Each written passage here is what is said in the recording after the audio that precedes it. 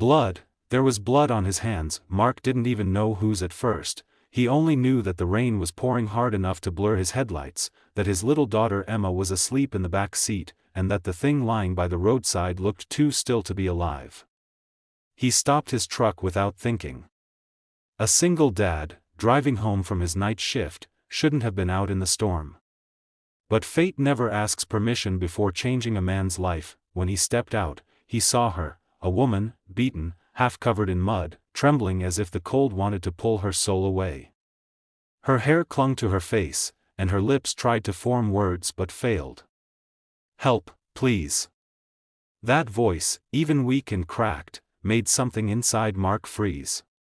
He knew that voice. It couldn't be. He pulled off his jacket and wrapped it around her. "Ma'am, hold on, I've got you. You're going to be okay." He gently lifted her. She was lighter than she should have been, fragile like broken glass. As the truck's lights fell over her face, his heart stopped. The woman he was holding wasn't a stranger. It was her, the woman who'd once torn his life apart, the woman who'd left him to raise a baby alone, the woman he'd sworn he'd never forgive, Lena. He drove faster than he ever had before, his knuckles white on the steering wheel. Emma stirred from her sleep in the back seat, her small voice breaking through the silence. "Daddy, who's that lady?" He hesitated. "Someone who needs help, sweetheart." When he reached the hospital, nurses rushed to take Lena away. The doctor's words blurred in his mind: spinal injury, possible paralysis, multiple fractures. He sat in the waiting area, wet, shaking, torn between anger and something that felt too close to grief. Years ago, Lena had walked out on him and their newborn daughter without a word. Mark had found a note saying she wasn't ready to be a mother, that she couldn't handle their struggling life. He'd spent years scraping by, working 2 jobs, doing everything for Emma while trying to bury the bitterness that ate at him, and now, the same woman lay broken, unable to move, asking for his help. When the doctor finally said she was stable, Mark forced himself to see her. She looked pale, smaller than he remembered. Her eyes fluttered open, confusion mixing with shame. "Mark?" Her voice cracked. "Why are you here?" He swallowed hard. "I found you on the road. You were hurt." Tears slipped down her cheeks. "You shouldn't have stopped for me." "Yeah, well," he said softly, "you don't get to decide that anymore." Days passed. Mark visited every day, though he told himself it was just to make sure she didn't die with questions left unanswered. Emma came too, holding Lena's hand without understanding who she really was. Lena began to talk, slowly, painfully. She told him how she'd left because she'd been trapped in something darker than he'd ever known, a man who'd promised her everything, then beat her when she tried to leave. She'd been running that night. "I was trying to come see you," she whispered one evening. "I wanted to see her. To say I was sorry." Mark's jaw tightened. "You should have done that years ago." "I know," she cried. "I thought I could fix my life first. But it's too late, isn't it?" He didn't answer.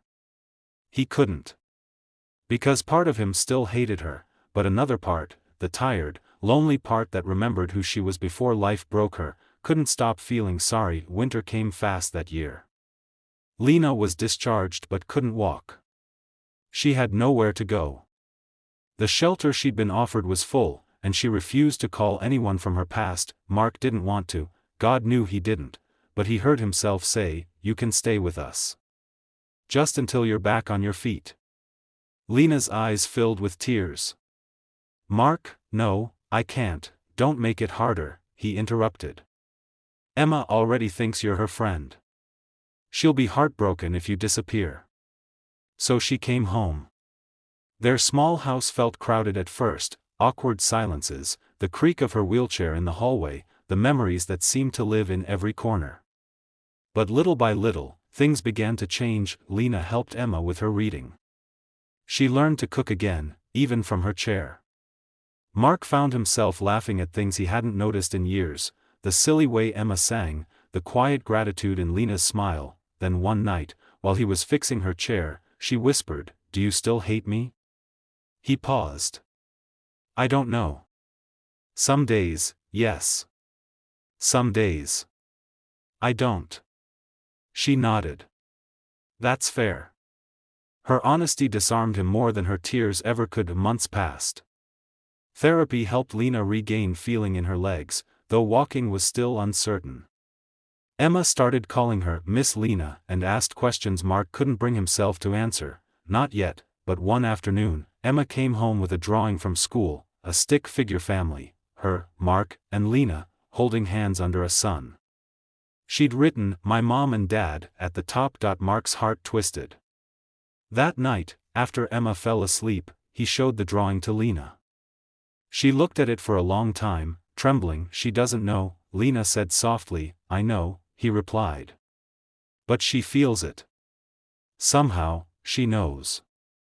Tears filled her eyes. "Do you think she could ever forgive me?" He looked at her, really looked, and for the first time, he didn't see the woman who left.